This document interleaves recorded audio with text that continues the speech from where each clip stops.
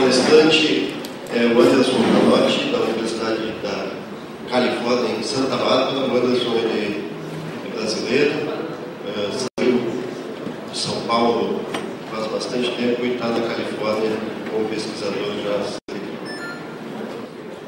Ok, bom, obrigado pelo convite de estar de novo na Escola de Estrutura Eletrônica. Como o resumo do meu trabalho não está no programa, eu me senti na liberdade de alterar um pouco o conteúdo do talk.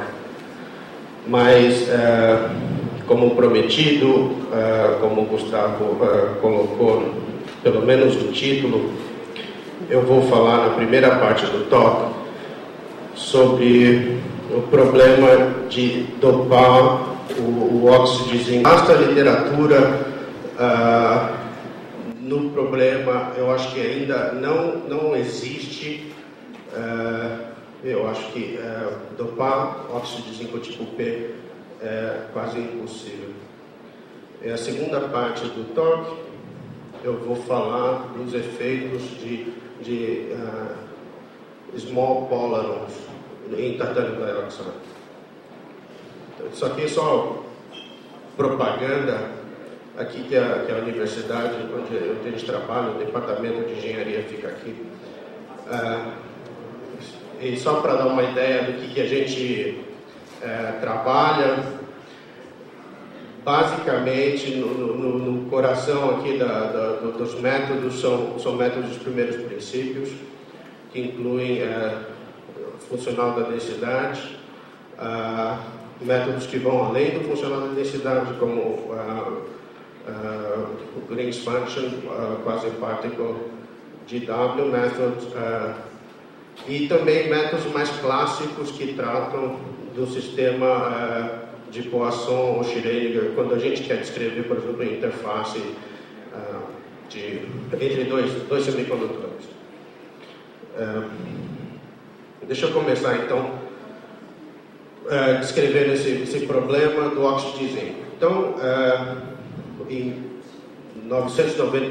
1998, quando estavam procurando um substrato para crescer nitreto de galho. Então, para quem não sabe, o nitreto de galho é um material que se usa para lasers na região do azul. Por exemplo, se você compra um Sony Sony PS3,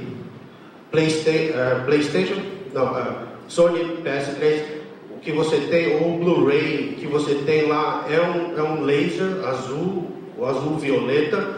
Isso só foi possível porque a gente aprendeu a dopar o nitreto de galho tipo P. Então, o nitreto de galho ele não existe na natureza, você tem que crescer ele na forma de filme, e porque os substratos que você usa para crescer o nitreto de galho, eles têm uma constante de rede muito diferente do nitreto de galho. Você tem uma concentração muito alta de defeitos extensos, como deslocações, discordâncias. E o óxido de zinco ele tem mesmo a estrutura cristalina do nitreto de galho e um parâmetro de rede bem parecido, de forma que seria um material para se crescer nitreto de galho em cima. Só que descobriram que o óxido de zinco ele também tem um gap, que é mais ou menos do valor do gap do nitreto de galho. Ele tem uma forte luminescência e tem propriedades que, em princípio, você poderia usar o óxido de zinco em vez do nitreto de galho. O problema é controlar a condutividade. Então, como qualquer semicondutor, para ser útil para um material, para uma aplicação em dispositivo, você precisa controlar a condutividade. Você precisa fazer ele tipo N ou tipo P e também ser isolante. E aqui você pode ver, são os cristais de óxido de zinco. São cristais grandes, de 2 polegadas de diâmetro. Ele tem um gap de 3,4 que é direto, tem esse ligação de Exciton de 60 mA. Se você considerar que a temperatura ambiente são 26 mA, 60 é maior, então você podia observar recombinações envolvendo excitons a temperatura ambiente, ou seja, a recombinação seria bastante eficiente. Então existem como cristais grandes, e então o potencial desse material é enorme em princípio, e a aplicação que desde 98 tem se buscado é você fazer LED e lasers como se faz em nitreto de gálio. O problema é controlar a condutividade. É interessante que aqui você vê um cone. No fundo, esse cone é de óxido de zinco, ele está em cima de um diodo de nitreto de gálio. O cone serve para extração de luz. E como o óxido de zinco ele é condutivo, apesar de ter um gap de 3,4 electronvolts, ele é altamente condutivo, tipo N, ele pode ser usado como eletrodo para esse LED. Então ele serve como eletrodo, e a forma desse cristal no topo do LED ele serve como para extrair a luz. E em princípio você poderia então fazer, isso foi demonstrado, transistores também, onde você tem um gás de elétrons bidimensional. Você tem o óxido de zinco, na superfície tem um acúmulo de elétrons que forma um gás de elétron bidimensional, que você vai colocar um gate, source and drain, você pode fazer um transistor. O problema um transistor desse tipo é que você geralmente precisa ter um substrato que é isolante, e controlar a condutividade do óxido de zinco é difícil por várias razões, mas eu vou discutir hoje só rapidamente por que a gente não consegue fazer ele tipo P. Então aqui está a estrutura de bandas do óxido de zinco. Aqui são parâmetros de rede, o gap calculados com DFT, essa coluna com GGA, aqui com o funcional híbrido. Eu não vou discutir em detalhe o que é funcional híbrido, só vou falar que é uma combinação de DFT na aproximação da densidade local com Hartree-Fock. O DFT ele subestima o gap. Por exemplo, em óxido de zinco o gap é 0,8 electronvolts, no LDA. No Hartree-Fock é bem maior. Só que se você combinar os dois, você pode ter um gap que reproduz o resultado experimental. É um gap direto. Então, é fácil de dopar tipo N. Quer dizer o seguinte, que você coloca a impureza, e geralmente o que acontece, as impurezas elas doam elétrons e você popula aqui o fundo da banda de condução. É muito difícil reduzir ou controlar essa condutividade tipo N. Ele é transparent to visible light, quer dizer o seguinte, que não só esse gap na região do ultravioleta, 3,4 electronvolts na região do ultravioleta, mas se você tiver portadores as excitações desses elétrons para a banda de mais alta energia, que é a segunda banda de condução, ela também é na região do ultravioleta. Então, quando você fala de um condutor transparente, são duas condições que você deve satisfazer. A primeira é que o gap, ou a transição, seja a transição importante aqui seja no ultravioleta, e que se você tiver portadores, a transição desses portadores para uma banda de mais alta energia também seja no ultravioleta. E o óxido de zinco, ele satisfaz essa propriedade. E impossível de fazer ele tipo P, e eu vou tentar explicar por quê. Então aqui é um esquema que tenta explicar essa estrutura de bandas aqui. Então você tem uma combinação dos orbitais do oxigênio com os orbitais do zinco. Então o 4s do zinco forma uma ligação, combina com o 4s do oxigênio, forma um ligante e um antiligante. O 2p do oxigênio combina com o 4p do zinco, formam o ligante e o antiligante. O gap aqui é entre o ligante dos orbitais P e o antiligante do orbital S. Então daqui você pode já ter uma ideia de que se você quiser dopar ele tipo P, você vai ter que botar uma impureza com um elétron a menos, mas que ele vai causar um buraco nessa região aqui, ou seja, vai ter resultado num buraco nessa banda aqui de valência, no topo da banda de valência. E o que eu vou argumentar é que qualquer impureza que você coloque aqui, você vai resultar num gap state, ou seja, ele não vai ser um aceitador raso, vai ser um aceitador profundo. E a razão é a seguinte: se você olhar na tabela periódica, que é só um pedacinho, se você quiser dopar ele tipo P, tem duas opções. Ou você substitui o zinco por lítio ou cobre. Só lítio e cobre tem um elétron de valência cada. Zinco tem 2. O problema é que você experimentalmente tem resultado experimental dizendo que ele é um aceitador profundo. Os dois são aceitadores profundos. O mais promissor que se pensava na época seria substituir o oxigênio por nitrogênio. Você vê que aqui a eletronegatividade aumenta quando você vai para a direita ou para cima na tabela periódica. Então a eletronegatividade ela é relacionada com desses elementos aqui com a energia do orbital 2p, o mais alto orbital ocupado.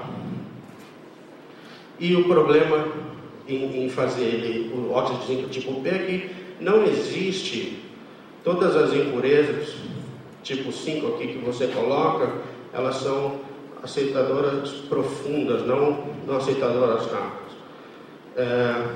E a razão é que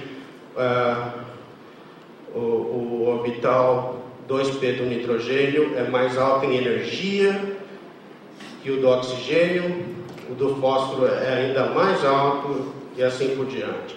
Então, se você colocar o nitrogênio no óxido de zinco, substituindo o oxigênio, você vai ver que você vai, nesse diagrama aqui, você vai ter um orbital, você espera então um orbital do nitrogênio aqui no gap, tá certo?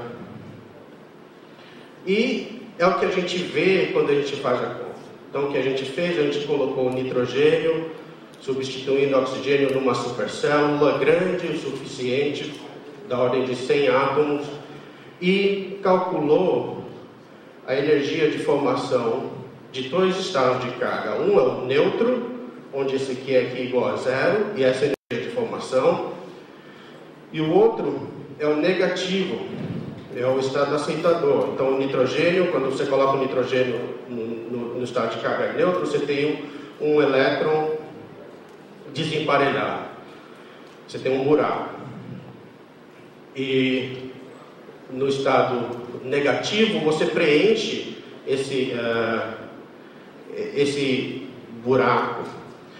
E quando você olha para esse resultado, isso é energia de formação como função do nível de Fermi. Então 0 é o topo da banda de valência, 3.4 é o fundo da banda de condução. Você vai ver que a transição entre o neutro e o negativo, ou seja, essa é a transição, o nível aceitador, ele acontece a 1 electron-volt, mais que 1 electron-volt, acima da banda de valência. Quer dizer o seguinte, que a temperatura ambiente, a fração dos átomos de nitrogênio, das impurezas que estariam ionizadas, seria muito pequena, quase zero. Tá certo? Ou seja, essa posição do nível de transição em relação ao topo da banda de valência é que te dá se a impureza é rasa ou profunda. E nesse caso é profunda, não é um aceitador raso, e se você olhar, então, de volta, a explicação é, bom, a razão é que o 2P do nitrogênio é bem mais alto em energia que o 2P do oxigênio. O oxigênio é mais eletronegativo. E o que acontece é que, se você olhar, então, a densidade de carga associada a esse buraco, você vê que ele é associada com o nitrogênio, o orbital do nitrogênio, o orbital P do nitrogênio, tem essa localização. Geralmente, quando você tem uma impureza rasa, você espera que o buraco seja delocalizado. Aqui você vê que é altamente localizado. Mas isso explica alguns resultados que tem, que já se sabia em 2002, de ressonância paramagnética, que se via então um spin desemparelhado associado ao nitrogênio. E quando a gente calcula, então, se você tem um estado no gap, você pode saber, bom, se você, geralmente, o óxido de zinco é tipo N, então esse estado é preenchido. O nitrogênio existe no estado negativo. Você pode excitar do estado do nitrogênio para a banda de condução e ver a emissão. Então, isso aqui é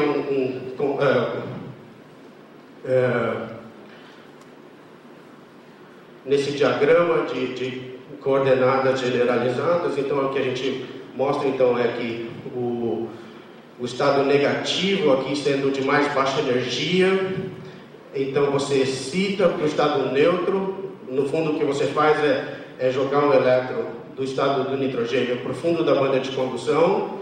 O sistema relaxa, porque o nitrogênio ele causa uma certa distorção local. Essa distorção é diferente do estado neutro para o estado negativo, mas então tem uma relaxação, e quando emite, ele emite uma energia bem diferente da energia de excitação. E isso então foram resultados dos cálculos.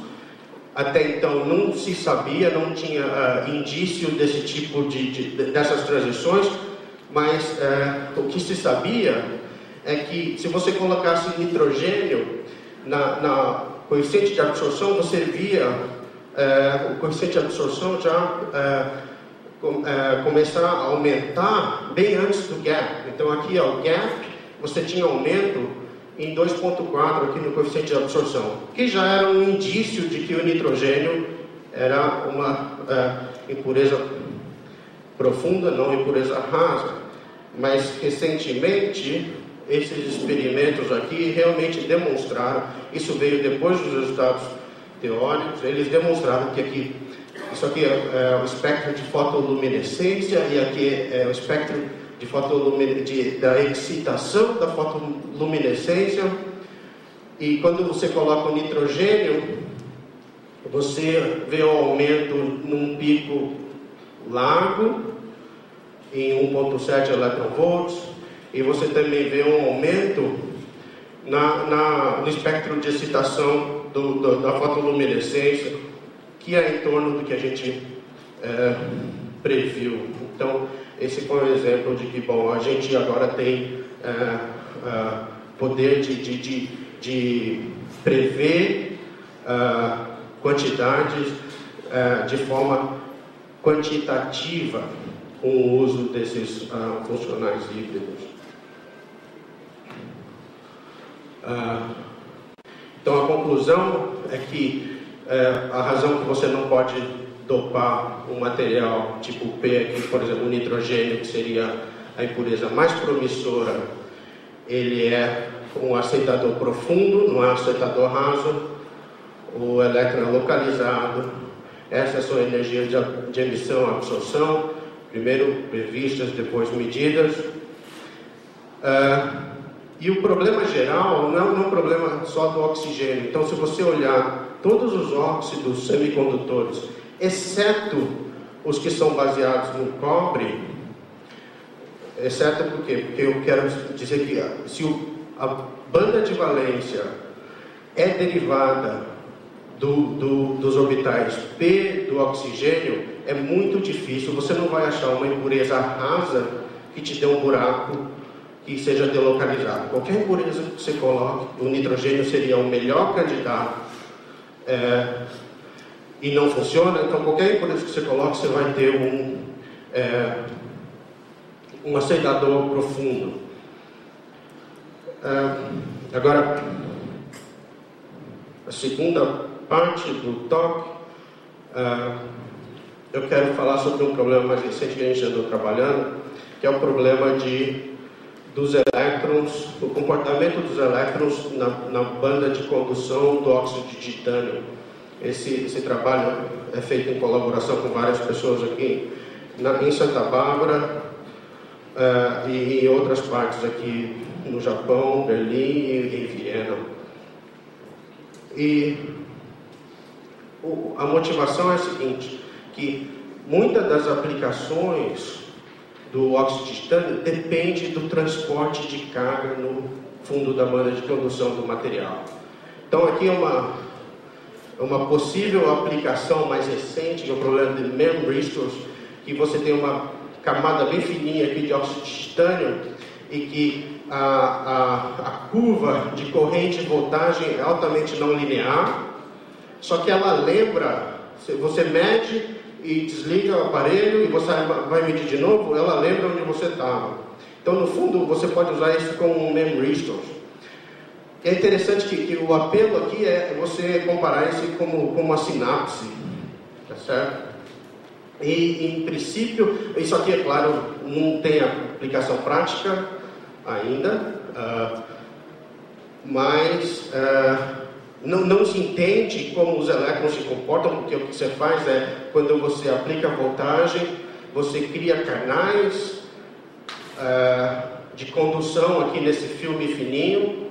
Não se sabe ainda como funciona, se você cria vacância de oxigênio ou qual que é o mecanismo, mas certamente está relacionado com elétrons na banda de condução do óxido de titânio. O segundo é fotocatálise, que você irradia o material com luz, você cria um elétron buraco, um par de elétron buraco, e eles têm que se separar no material. Então, essas aplicações dependem de como esses elétrons se comportam. Eu não vou falar sobre o buraco, que é um problema à parte. Se você olhar na literatura sobre óxido de titânio, você vai ver que a maior parte das amostras são tipo N, ou seja, tem um excesso de elétrons. E as propriedades desse excesso de elétron, elas são contraditórias. Em algumas experiências, eles dizem que os elétrons se localizam, e outras experiências eles dizem que os elétrons são delocalizados e conduzem eletricidade como se fosse um semicondutor normal. Então aqui é um conjunto de experiências que demonstram que os elétrons localizam. Então esse excesso de elétrons, eles eles estariam localizados em estados no gap que respondem eles absorvem luz no infravermelho, é uma banda larga de absorção por volta de 0,8 eletronvolts, e que esses elétrons também estão relacionados com um spin, com um spin eletrônico, que se você olhar a fórmula aqui do óxido de titânio, um semicondutor tem um gap de 3 eletronvolts, e cada titânio dá então 4 elétrons para a ligação. E o que acontece é que, se você tem um excesso de elétrons, alguns desses elétrons podem se localizar em átomos de titânio específicos. E esses átomos de titânio seriam, então, em vez de ter um estado de oxidação 4+, eles teriam um estado de oxidação 3+. Isso aqui são experiências que também indicam que os elétrons são localizados, mas nesse caso são experimentos feitos na superfície de titânio. A superfície mais estudada é a orientação 110, eu vou mostrar para vocês já.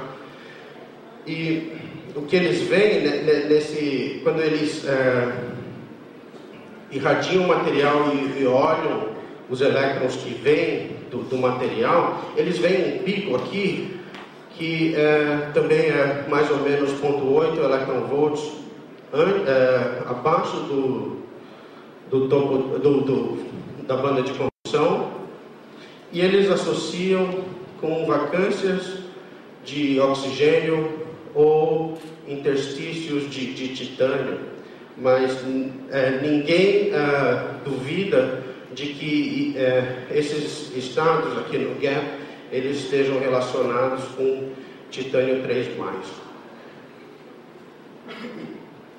E aqui são experiências feitas em bulk e na superfície, mostrando que esse defeito acontece tanto no bulk como na superfície do material. Agora, por outro lado, experiências feitas em cristais grandes, quando eu falo grandes, talvez sejam milímetros de óxido de titânio, eles veem uma alta mobilidade a temperatura baixa. Você vê essa mobilidade é 10 a terceira, a temperatura aqui é 20 Kelvin, e ela diminui para 1 a temperatura ambiente.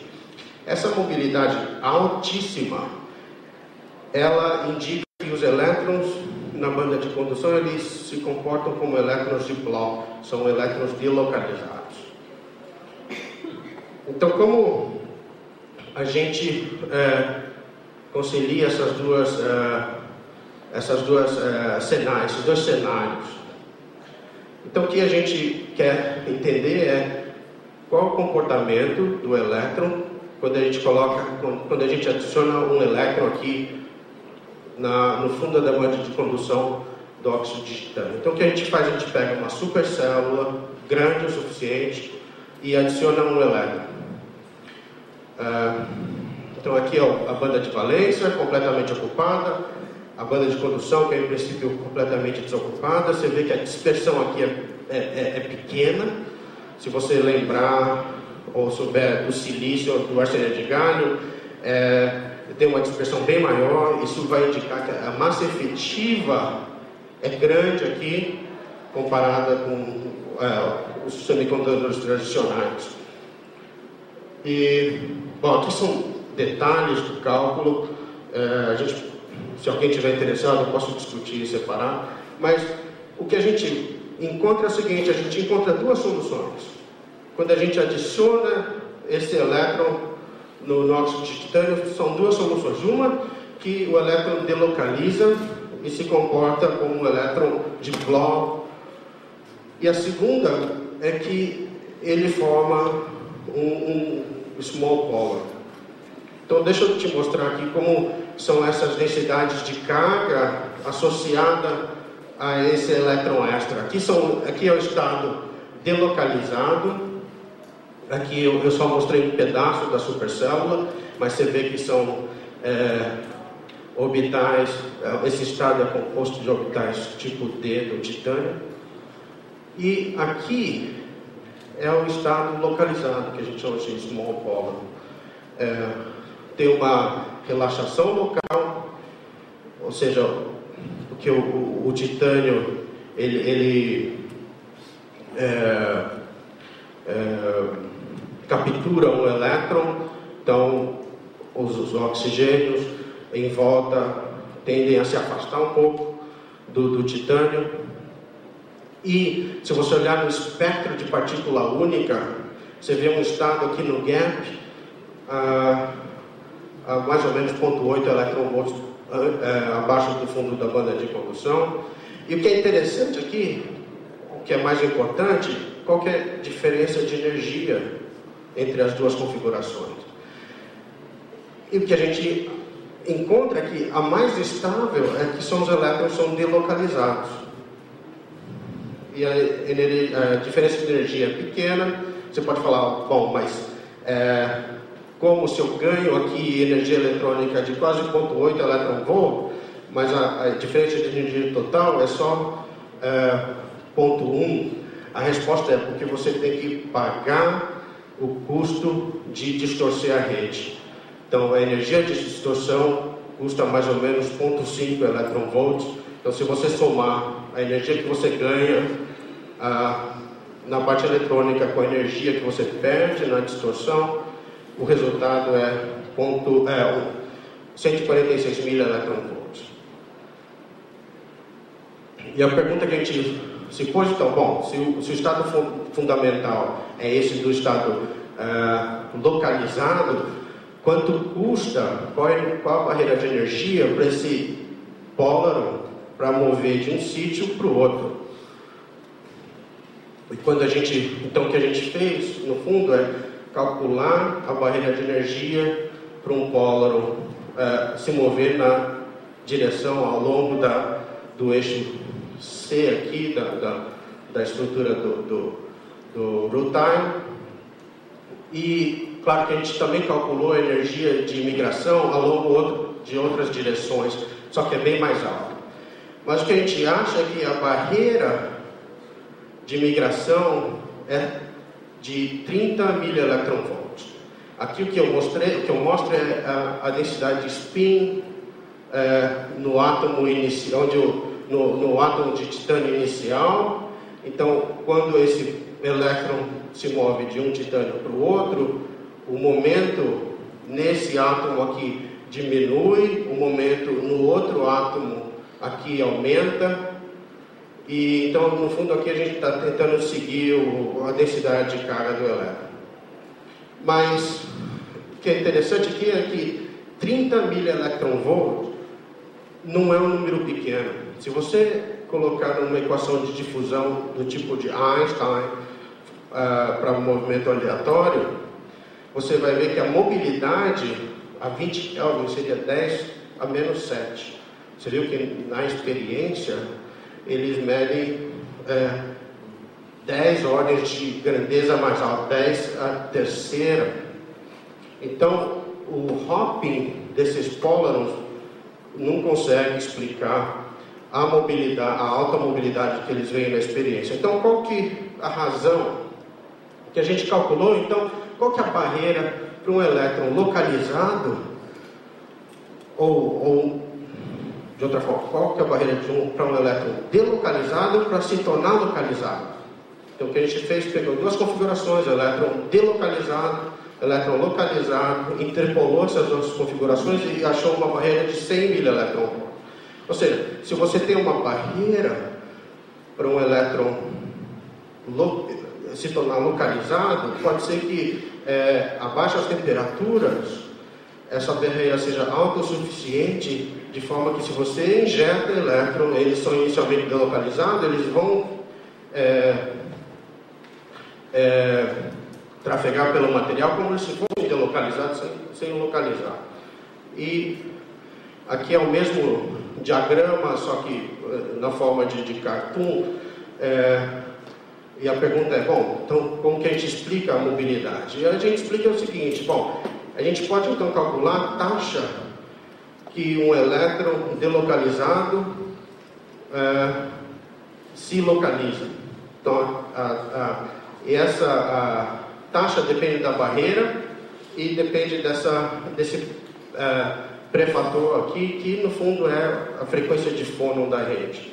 Então, o inverso da taxa é o lifetime desse elétron delocalizado. Tá certo? Então, você tem a taxa para o elétron localizado, o inverso da taxa é o tempo de vida do elétron delocalizado. Se a gente usa, então, a barreira que a gente calcula, e é 20 Kelvin, você vai ver que a taxa, o tempo de vida é 10 a 12 segundos, são vários anos, só que a 20 a 50 Kelvin já cai para milissegundos. Então, o que a gente entende é o seguinte, que quando você faz uma medida de Hall ou de condutividade Hall, você injeta elétrons que são delocalizados e se a temperatura é baixa o suficiente, esses elétrons vão viajar pelo material como se fossem delocalizados e não vão localizar. É assim que a gente explica essa condutividade óptica. Por outro lado, se você pegar um material e tentar medir, fazer propriedade óptica, medir a absorção sem aplicar uma voltagem, o que você vai ver é que você vai ver o estado de equilíbrio, você vai ver o estado fundamental, que são os elétrons localizados. Então, se você fizer uma medida óptica, você vai medir os pólarons. Se você fizer uma medida de condutividade, você vai ver elétrons livres. E sendo então esses elétrons localizados, sendo um excesso de carga negativo, e você espera que eles sejam atraídos por centros positivos, centros doadores. Atração coulombiana. Então a gente estudou a interação desses pólarons com centros doadores, como a vacância de oxigênio, ou o nióbio substituindo o titânio, o hidrogênio, ou o flúor no sítio do oxigênio. E o que a gente vê é que realmente tem uma energia de ligação entre o pólaron e esses centros doadores. Por exemplo, a vacância de oxigênio doadora, no estado doador, ela pode atrair um pólaron ou dois pólarons nessa configuração aqui. Claro que essa não é a única configuração para dois pólarons, a gente acha várias configurações que são comparáveis em energia, em que esses pólarons não estão localizados direto, não são direto nos titânios que são vizinhos da vacância, mas são localizados em volta da vacância. O que a gente tenta enfatizar aqui é que esse complexo é diferente da vacância neutra. A vacância neutra tem uma densidade de carga que é diferente, e a densidade de carga da vacância neutra é localizada na vacância. E que isso aqui realmente é uma característica de pólárons. A gente vê isso também no caso do nióbio e do flúor, e também na superfície. Então, aqui é o modelo aqui da superfície, você tem essas colunas de oxigênio, e a vacância de oxigênio na superfície, então, representa você remover um desses átomos de oxigênio. E quando a gente faz isso, a gente vê que os elétrons que são deixados pela vacância, eles também se localizam, não diretamente na vacância, mas em volta da vacância. Então, aqui é uma vista de lado, uma vista do topo, e a gente vê que tem várias configurações parecidas, onde esses pólarons se localizam em outras posições aqui, mas energia muito próxima. E aqui a estrutura de bandas, onde você vê esses dois estados polarônicos aqui no gap da estrutura de bandas da superfície. Isso acontece também com impurezas. Se você tiver um hidrogênio, o hidrogênio ele traz mais um elétron. Esse elétron, em vez de se localizar no hidrogênio, ele se localiza na forma de pólaron em volta aqui, perto do hidrogênio, mas em princípio eles são atraídos por interação colombiana. Então, várias configurações com energia parecida são possíveis aqui. Então, a conclusão, vou parar aqui, é que os excessos de elétron na banda de condução do óxido de titânio, eles têm esse dual behavior.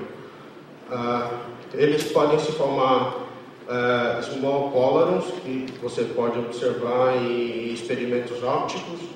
Isso explica, então, esse pico a 0,8 electron-volt abaixo da banda de condução, e também explica esse sinal paramagnético no titânio. Só que se você fizer medida de condutividade tipo Hall, você vai ver que os elétrons se comportam como delocalizados, no fundo porque tem uma barreira para se localizar.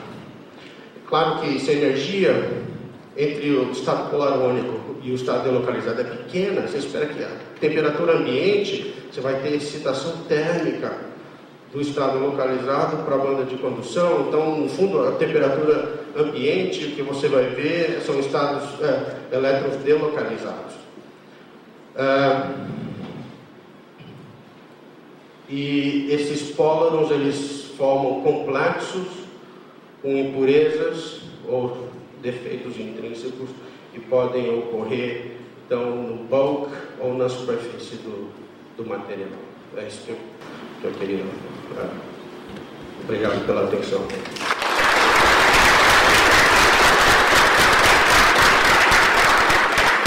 Obrigado, Anderson.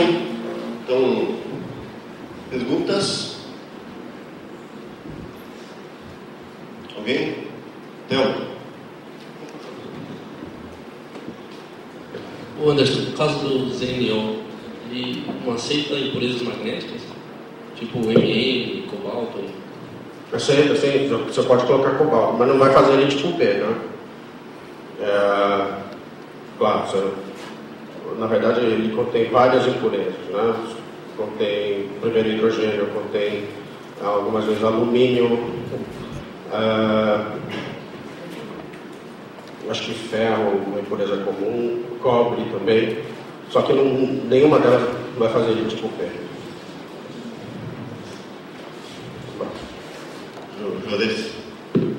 Caso do titânio, como você acessa as duas estados eletrônicas localizado e delocalizado? Acessa... Quando você encontrar esses dois efeitos, com essas características? O primeiro, se você adiciona um elétron na banda de condução e faz a conta sem quebrar a simetria, você vai ver um estado delocalizado. Se você quebrar a simetria local, você vai ver que ele localiza. Claro que tem uma barreira para fazer isso, não é espontâneo. Então, o que a gente faz é quebrar a simetria local. É pequena a relaxação aqui. Da ordem de 0,05 Armstrong. Mais uma pergunta aqui? Em relação ao nitrogênio, o nitrogênio é um átomo relativamente leve e não poderia migrar e formar os complexos de tal modo que a energia menor desse complexo se aproxime do alto da banda de valência para ter tem algumas propostas de que, para tentar explicar os supostos resultados experimentais que indicam que existe a condutividade tipo P, houve então a proposta de que os nitrogênios formariam complexos que resultariam então em estados mais baixos. Mas se você fizer a conta, no fundo, eu acho que tem um resultado mais recente que faz a conta direitinho, eles mostram que esses complexos, no fundo, têm um estado de buraco um pouco mais alto ainda que o nitrogênio. E a razão é simples, porque se você combinar dois nitrogênios aqui, você imagina que eles formam ligante e antiligante, e o antiligante vai estar vazio, né? Que é o estado de buraco. Então, no fundo, é esperado que ele não leve, então, a estado raso, mas ainda continua localizado. Mais perguntas? Anderson, pólaro é uma distorção, é um defeito, que é uma distorção na rede, mas é um defeito diferente dos outros, porque é só um aumento de ligação, uma quebra de simetria no cristal normal. Então, há muita discussão na literatura se pólaros existem mesmo ou não. Quer dizer, o seu trabalho mostra que existiriam. Mas existe alguma maneira experimental de verificar a existência do pólaro no material? Vou dar uma boa pergunta. A existência de pólaro foi mais uma especulação desde os anos 50, no fundo. A evidência direta, acho que eu saiba, não tem nenhum experimento que consiga ver o pólaro ou detectar, exceto esses experimentos de absorção óptica, que a gente acha que eles estão vendo o pólaro, ou quando você tem uma impureza no material e você tem um determinado sinal paramagnético associado com essa impureza e você tem os parâmetros de interação hiperfina, você consegue determinar a impureza e dizer como localizar. Mas no caso de pólaros são intrínsecos, que não requer a presença de impureza, não. E é interessante que em muitos desses óxidos de gap largo, você sempre tem um sinal de fotoluminescência que é broad. Então você pega, por exemplo, óxido de galho ou óxido de estanho, você tem a absorção e a emissão. E a emissão é sempre bem menor que a energia de absorção, então tem o Stokes shift. O que acontece ali é que você tem a absorção, aí não são os elétrons que se tornam pólaros, mas são os buracos no oxigênio que se tornam pólaros, que a gente chama de hole pólaros, que capturam esse buraco. Mas acho que Perfeito. Mais alguma pergunta? Se não, vamos agradecer o palestrante mais uma vez.